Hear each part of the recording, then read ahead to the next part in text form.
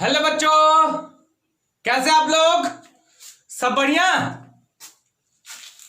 तो अब तक हम लोग क्या पढ़ चुके थे? हम लोग अब तक पढ़े थे electric field lines, right? And its का property and its properties 12-13 total properties कर चुके थे, है ना? अब ध्यान से देखिएगा, अब ध्यान से हम लोग देखेंगे अब क्या पढ़ेंगे। देखिए, प्रॉपर्टीज सब कोई रट लेता है, जस्ट रट लिया, ठीक है, और उसको अप्लाई नहीं कर पाता है, अप्लाई नहीं करता in the form of numerical, या फिर ऑब्जेक्टिव में क्वेश्चन पूछता है तो बना नहीं पाता है वो सब।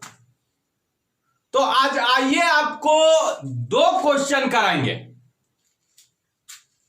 जो कि आईआईटी में पूछा गया क्वेश्चन। पहले बहुत पुराना क्वेश्चन करवाएंगे, एक 2003 का करवाएंगे, एक 2010 का करवाएंगे। पहले आईआईटी और AIEEE होता था। AIEEE मतलब होता है मेन और IIT मतलब एडवांस होता था। लेकिन वहीं अब एग्जाम का नाम चेंज हो चुका है, अब हो गया है AIEEE को मेन कहता है और IIT को एडवांस कह देता है ना? बहुत सारे एग्जाम का नाम चेंज हो गया, जैसे पहले AIPMT होता था, अब नीट हो रहा है। बहुत सारा एग्जाम एकदम कंफ्यूजन क्रिएट कर रहा है। तो चलिए हम लोग 2 न्यूमेरिकल करेंगे, 2 ऑब्जेक्टिव करेंगे in fact, and that will be based upon किस पे? इलेक्ट्रिक फील्ड लाइंस का प्रॉपर्टीज पर। मींस अगर जो बच्चा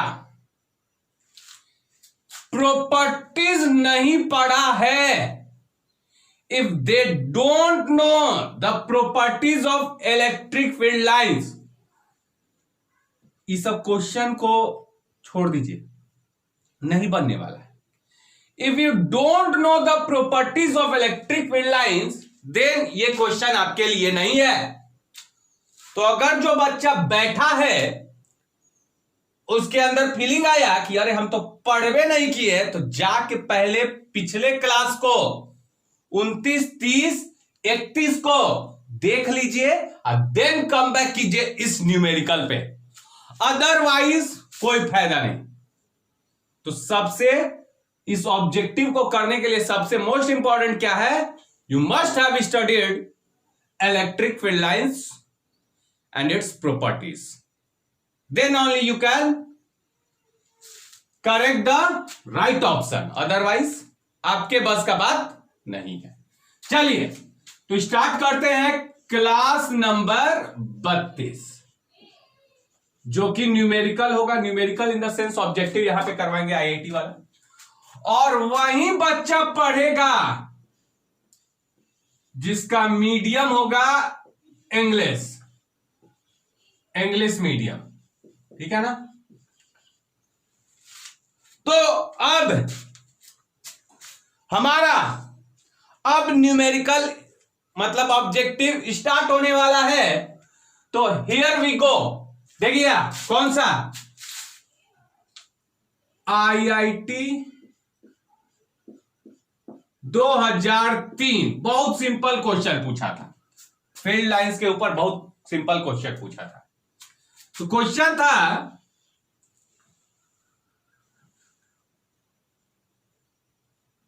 for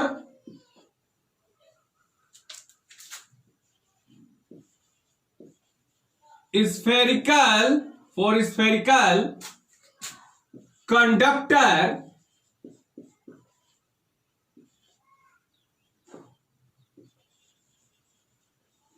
which option is correct?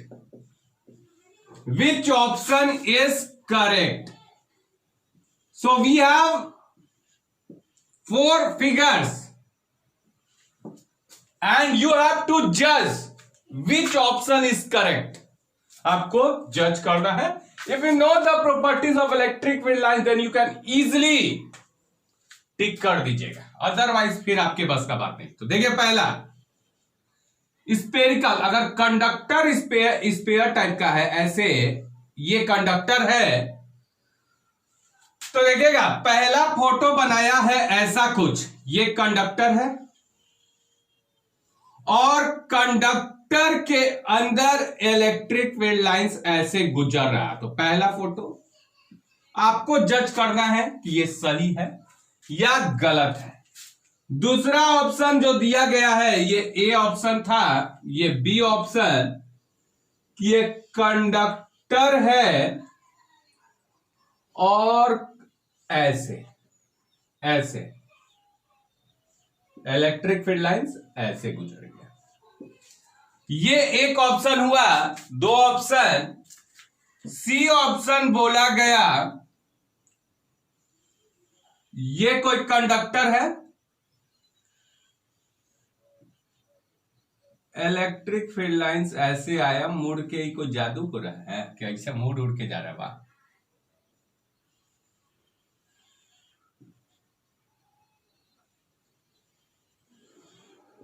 तो ये तीसरा ऑप्शन एंड डी हमारा है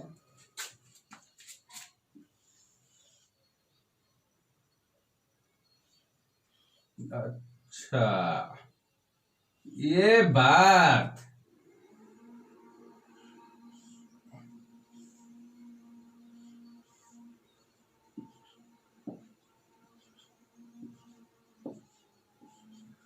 तो ये हमारा गोल वाला स्पेरिकल कंडक्टर है, एक कंडक्टर है, ये हमारा इलेक्ट्रिक फील्ड लाइंस है। तो आपको टिक करना है कि कौन सा ऑप्शन सही है। तो चलिए बारी बारी आते हैं। तो प्रॉपर्टी याद है, प्रॉपर्टी याद है तभी सब पे कीजिएगा, अगर नहीं याद है properties, if you don't know properties means आपके लिए नहीं। तो वो बच्चा पहले क्लास नंबर 29, 30, 31 वो तीनों देख ले और उसके बाद ये क्वेश्चन करे, ऑफ कोर्स क्वेश्चन बन जाएगा। तो पहला बोला है कंडक्टर के अंदर, ये देखिए इसमें तो फोटो ही गलती हो गया, इलेक्ट्रिक फील्ड लाइंस गुजर गया, inside the conductor electric field lines गुजर गया। Electric field lines is passing through the conductor inside the conductor. Conductor के अंदर इलेक्ट्रिक फील्ड लाइंस आप कैसे खींच सकते हैं? How it is possible? You can not trace electric field lines inside the conductor के अंदर, जो कि हमारा एक प्रॉपर्टी था कि इलेक्ट्रिक फील्ड लाइंस कंडक्टर के अंदर हम नहीं खींच सकते। यहां पे तो खींच दिया, मतलब ये तो गलत हो गया। ये सब चलने वाला बात नहीं है, ये सब चलने वाला बात नहीं है। तो पहला ऑप्शन इज इनकरेक्ट। दूसरा, ये कंडक्टर से जा रहा है इलेक्ट्रिक फील्ड लाइंस, अंदर नहीं गया। तो बहुत बच्चा खुशी में, अच्छा कंडक्टर के अंदर इलेक्ट्रिक फील्ड लाइंस नहीं गया, पूरा टिक मार दिया, एकदम बाहर जाके रसगुल्ला खा लिया, खुश हो गया है कि हमको कितना मिलेगा 4 मार्क्स। लेकिन ये टिक मार दीजिएगा, बहुत लड़का मारेगा, 100 में से 90% लड़का मारता है इसको कि इलेक्ट्रिक फील्ड लाइंस खींचे तो नहीं है, लेकिन ये आपका 4 मार्क्स ना दिला के -1 दिला देगा, मतलब यू विल लॉस 5 मार्क्स। 5 को गया, एक तो 4 आना चाहिए था, एक को निगेटिव कर दिए तो 5 नंबर गए। तो यहां पे ये ऑप्शन नहीं होगा। बहुत बच्चा बोला सर हो गए काहे नहीं सर, इलेक्ट्रिक फील्ड लाइंस अंदर में कहां खींचा हुआ है कंडक्टर में? बोले ठीक, ये तो जानते हैं, लेकिन अगला प्रॉपर्टी एक याद कीजिए, बोले थे कि इलेक्ट्रिक फील्ड लाइंस जो कंडक्टिंग सरफेस है, ये कंडक्टिंग सरफेस के परपेंडिकुलर होना चाहिए।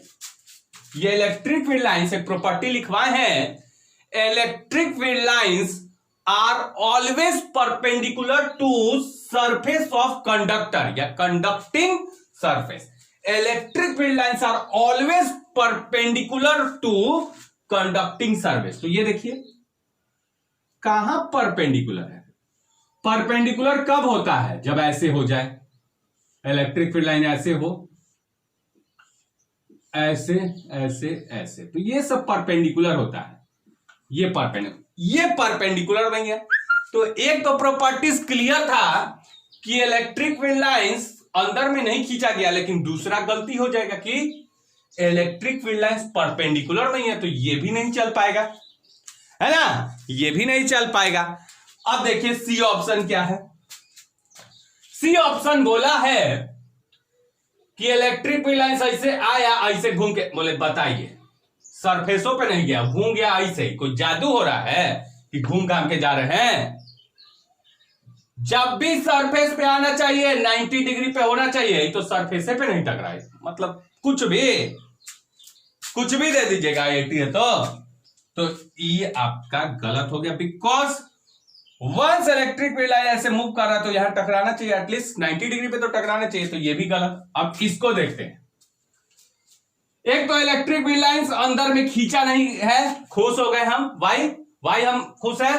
क्योंकि इलेक्ट्रिक फील्ड लाइंस कंडक्टर के अंदर नहीं खींचा जा सकता है, तो ये तो फुलफिल कर दिया प्रॉपर्टी, ये तो हमारा कंडीशन अचीव कर लिया कि इलेक्ट्रिक फील्ड लाइंस नहीं खींचा जा सकता, ये तो ओके है। दूसरा देखिए, इलेक्ट्रिक फील्ड लाइंस जो है वो परपेंडिकुलर भी है, 90 डिग्री भी है। इलेक्ट्रिक फील्ड लाइंस ये क्या है? परपेंडिकुलर है। अब ऐसे खींचेगा ना टेंजेंट, ऐसे टेंजेंट जब खींचेगा ना तो इस पे देखिए ये 90 डिग्री बना देगा। तो ये आपका क्या है? ये वाला डी ऑप्शन सही था। तो ये अगर मारते तो you will be getting 4 marks, otherwise आपका -1 मार्क्स निगेटिव मार्किंग हो जाता, ठीक है ना। तो फोटो बना के डी ऑप्शन टिक मार लेंगे। अगला क्वेश्चन आईआईटी 2010 में पूछा गया इलेक्ट्रिक फील्ड लाइंस के ऊपर।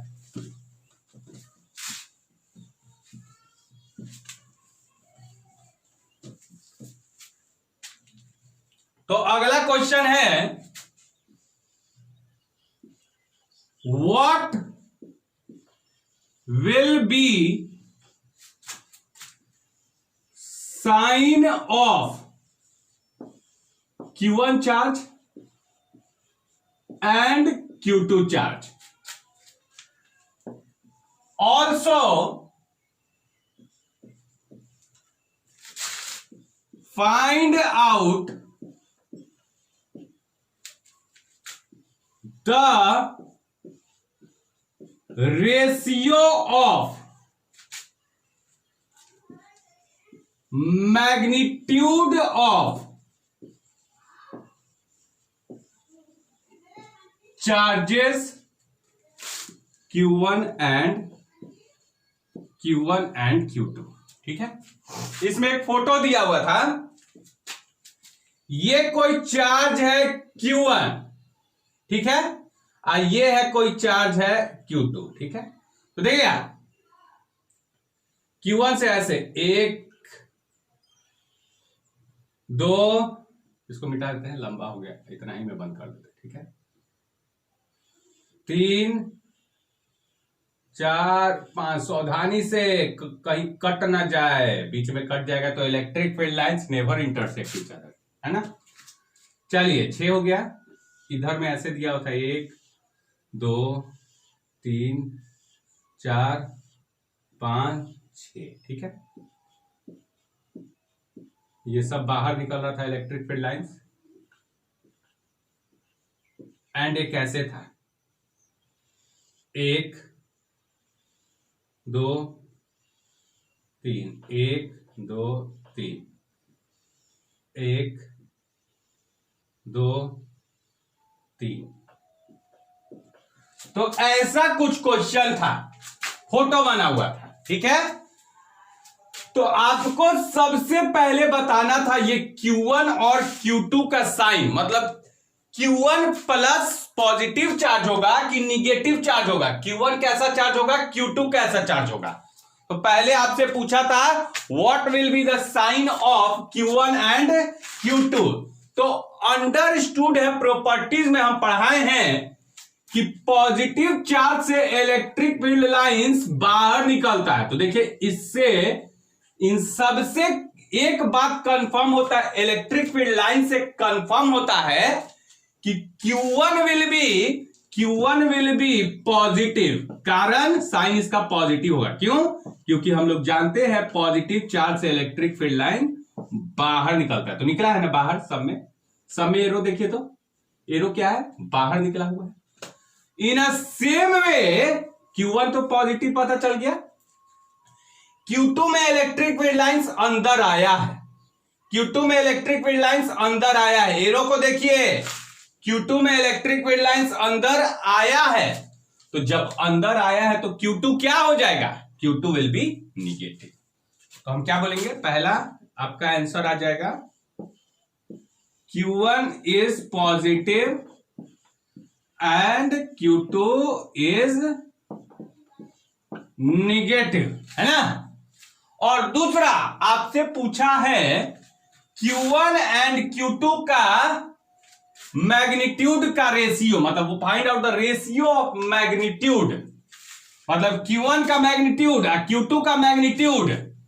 साइन नहीं बोला है, साइन नहीं बोला है कि प्लस है, ई माइनस है, तो साइन का बात नहीं है। ये आपसे पूछा है Q1 का क्या मैग्नीट्यूड, ठीक है, और Q2 का क्या मैग्नीट्यूड, दोनों का मैग्नीट्यूड निकालना है और दोनों का रेशियो करना है। हमको साइन से मतलब नहीं है कि प्लस है, ई माइनस है, हमको केवल मैग्नीट्यूड चाहिए। We don't want what is the sign of charges, we don't want, what we want is कि what is the ratio of magnitude of charges. Means तो मैग्नीट्यूड के लिए देखिए ऐसे हम क्या बोलेंगे, Q1 Q2 का पहले रेशियो, इन दोनों का क्या चाहिए, मैग्नीट्यूड चाहिए। तो मैग्नीट्यूड जब भी हम लिखेंगे ना तो उसमें मॉड लगा देंगे। मॉड लगाने का मतलब होता है कि हमको इसका पॉजिटिव और माइनस का बात नहीं करना, प्लस का माइनस का ना इसका बात करेंगे, Q1 है ये Q2 है ना, प्लस माइनस इसका बात करेंगे ना, प्लस माइनस इसका बात करेंगे। वो तो सबको जानता है कि Q1 प्लस है Q2 माइनस है, लेकिन नहीं लिखेंगे, ठीक है। Why? Because we are talking about the magnitude। तो ऐसा जब क्वेश्चन देगा अचानक से तो लड़का सब एकदम बनेगा ही नहीं, 100% लड़का से नहीं बनेगा, कारण 100 गो में से 99 गो लड़का नहीं बना पाएगा, क्योंकि फर्स्ट टाइम क्वेश्चन को देखा है। ऐसा क्वेश्चन एनसीईआरटी में नहीं है, तो देख नहीं पा रहा है ऐसा क्वेश्चन, तो उससे बनता नहीं है। तो हम कैसे करेंगे, मैग्नीट्यूड कैसे निकालेंगे, तो देखिएगा ध्यान से। Q1 का मैग्नीट्यूड चाहिए ना, तो ध्यान से देखिएगा, Q1 के इलेक्ट्रिक फील्ड लाइंस को गिन लीजिए, के गो है, 1 2 3 4 5 6, एगो तो 6 गो इधर निकला है, फिर इधर भी 1 2 3 4 5 6 6 6 12, तो 6 6 12, और इधर भी नीचे निकला है 6 गो, नीचे भी 18 गो। तो Q1 का मैग्नीट्यूड हो जाएगा 18 एंड Q2 का मैग्नीट्यूड क्या हो जाएगा, प्लस माइनस का बात नहीं करना है। Q2 से इलेक्ट्रिक फील्ड लाइंस के को आया है अंदर, 1 2 3 4 5 6, तो इसका हो जाएगा मैग्नीट्यूड 6 से कट गया 3, तो क्या हो जाएगा answer, Q1 is to Q2 का जो मैग्नीट्यूड आया है, Q1 इज टू Q2 का वो आया है 3:1। तो ये आपका आंसर हो जाएगा। यहां पे साइन भी पता चल गया, एंड इसका मैग्नीट्यूड का रेशियो भी पता चल गया। तो ये आज हमारा 2 क्वेश्चन, ये पूछा गया क्वेश्चन है IIT 2010 में पूछा हुआ क्वेश्चन है। तो ये आपका सिंपल था। अब ऐसा क्वेश्चन आएगा तो कर दीजिएगा, ठीक है, न्यूली क्वेश्चन है, ठीक है ना। तो आज के लिए इतना ही। एनसीईआरटी का देखिए, एक दिन मेरा दिमाग घूमेगा, लाइव आएंगे रात में 8 या 9 बजे। अब पूरा एनसीईआरटी का एक बार आएंगे हिंदी मीडियम के लिए, एक बार आएंगे इंग्लिश मीडियम के लिए। एनसीईआरटी का फुल इलेक्ट्रोस्टैटिक बताएंगे, 8 घंटा के लिए लाइव आएंगे। 8 घंटा पूरा वर्ल्ड में रिकॉर्ड, 9 घंटा भी आ सकते हैं, रिकॉर्ड खड़ा कर देंगे। 9 घंटा लाइव आएंगे, 9 घंटा लाइव एकदम रेगुलर यहीं पे खड़ा होकर पढ़ाएंगे। इलेक्ट्रोस्टैटिक फुल रिवीजन और उसके साथ साथ एनसीईआरटी का टोटल सॉल्यूशन विथ क्वेश्चन के साथ 9 घंटा लाइव आएंगे, एनसीईआरटी का फुल सॉल्यूशन करवाएंगे। तो ये 2 काम करेंगे, इलेक्ट्रोस्टैटिक जो चैप्टर 1 है उसका तो पहले रिवीजन करेंगे, और एनसीईआरटी का total question. Once this chapter is completed will move on ये वाला चीज पे, ठीक है ना। तो आज के लिए इतना ही, ठीक है। अगले टॉपिक में हम लोग पढ़ेंगे superposition principle of electric field. पढ़े हैं सुपरपोजिशन प्रिंसिपल, पढ़े हैं, किसके लिए पढ़े हैं? इलेक्ट्रिक फोर्स के लिए पढ़े हैं। अब पढ़ाएंगे हम इलेक्ट्रिक फील्ड के लिए, और उसमें से एक एनसीईआरटी का क्वेश्चन कर देंगे अगले क्लास में। आज के लिए इतना ही। Thank you students and take care.